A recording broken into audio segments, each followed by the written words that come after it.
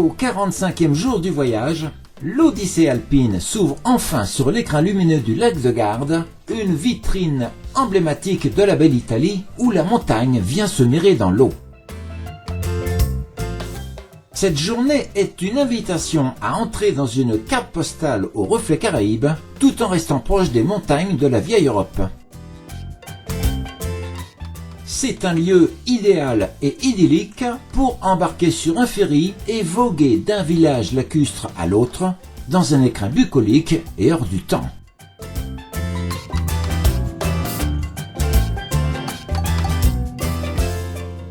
Le port de plaisance en effervescence est un monde aquatique et angélique où l'histoire se mêle à la douceur lacustre.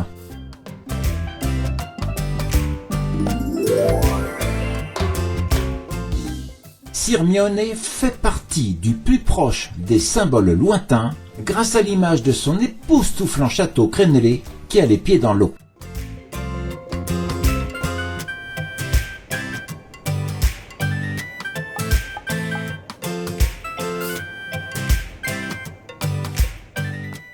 Le seul accès pour entrer dans le centre historique se fait par le pont-levis, où chaque passage était un pas dans le balai stratégique de la forteresse à l'époque médiévale et pour orchestrer le système défensif de fortification lacustre.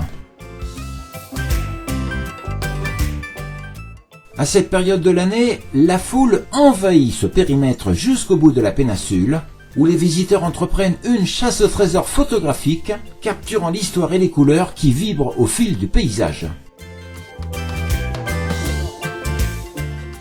Les canots et barques de croisière se suivent en va-et-vient dans un turnover incessant, offrant le meilleur de la découverte aux yeux des visiteurs sur les eaux turquoises, aux reflets scintillants.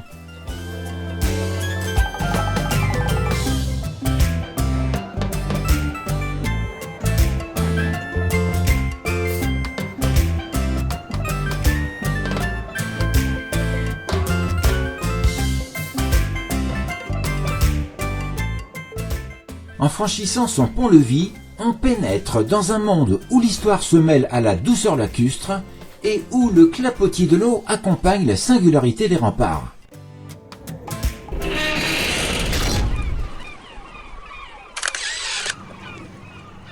Le château est baigné de toutes parts par les eaux du lac et sur l'un des côtés, peu après la construction, un port a été bâti avec des digues, offrant un havre protecteur à la flotte Scaliger.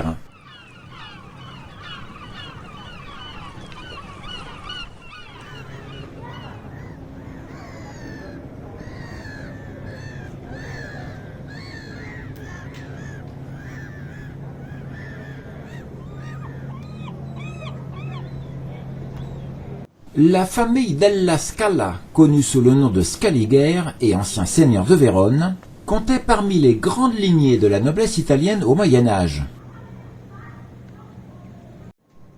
Elle a régné sur Vérone et une vaste partie de la Vénétie à la période des XIIIe et XIVe siècles, imprimant sa marque de fabrique sur l'histoire de la région par son goût affirmé pour les arts et les grandes constructions. Elle aurait de fait contribué à l'essor artistique et architectural, et c'est justement dans la pierre qu'elle aura gravé son héritage puissant, souligné d'un style raffiné, dont les monuments dressés aujourd'hui encore portent l'écho durable d'une grandeur passée.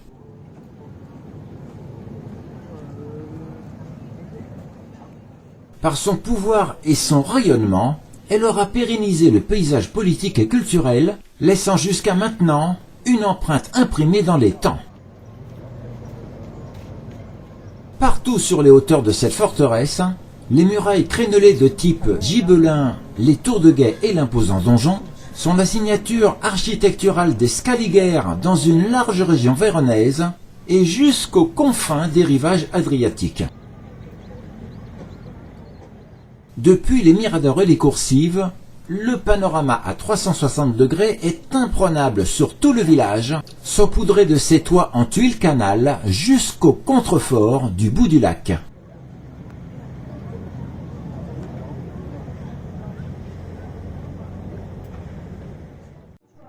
Ce style particulier est reconnaissable de loin par les merlons en dents de scie, typiquement esthétiques par définition, qui combinaient fonction militaire et prestige. Cette découverte à tous les niveaux dans ce dédale de coursives et créneaux dentelés à la brique rouge est une croisade touristique dans les abysses du Moyen-Âge où l'œil ne cesse de s'émerveiller partout où le regard se pose.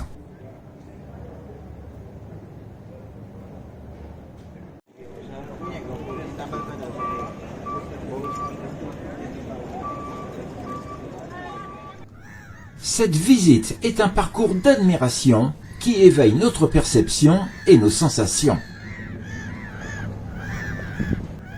Les terrasses des cafés sur pilotis et les maisons au bord de l'eau côtoient ici tous les bateaux dans le chant des oiseaux.